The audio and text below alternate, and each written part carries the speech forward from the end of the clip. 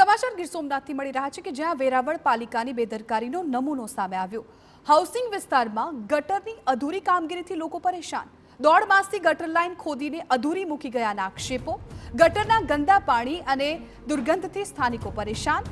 મકાન પાસેની ગટર ખોદતા લોકોને પાટિયા મૂકવાનો વારો આવ્યો। સ્થાનિકોની વારંવાર રજૂઆત બાદ પણ નથી આવ્યો ઉકેલ। સ્થાનિકોએ પાલિકામાં જઈને હોબાળો કર્યો।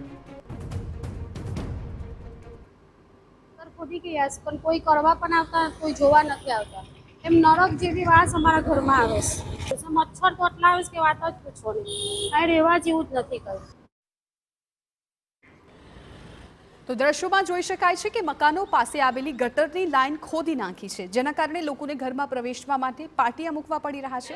એક તો ગટરમાં ગંદા પાણીનો જમાવડો અને એમાંય કચરાનું સામ્રાજ્ય। જો આમાં કોઈ નાનું બાળક કે વાહન ચાલક પડી જાય તો જવાબદારી કોની?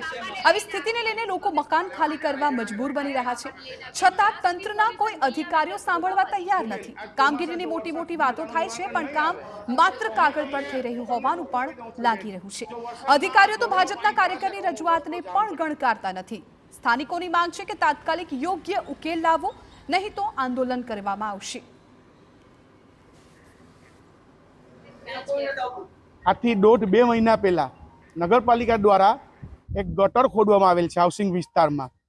ગટર ખોદ્યા પછી આજે 2 મહિના પછી પણ એનું કોઈ પણ કાર્યવાહી અથવા એનામાં કામ કરવામાં આવ્યું નથી અને ત્યાંના લોકો મતલબ રહેવાસી લોકો છે તો ખૂબ જ ગંભીર બીમારીનો ભોગ બની રહ્યા છે। ખૂબ ગટર ભરાય છે, તંત્ર કેમ સૂતું છે એનો કોઈ જવાબ નથી આપતા। વારંવાર રજૂઆત કરવા છતાં પણ ફક્ત આશ્વાસન જ મળે છે।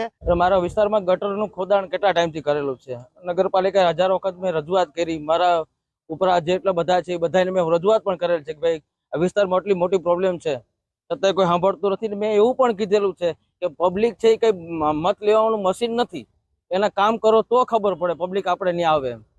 એવું એ લોકો રજૂઆત કરે છતાં પણ કોઈ જવાબ દેવા તૈયાર નથી।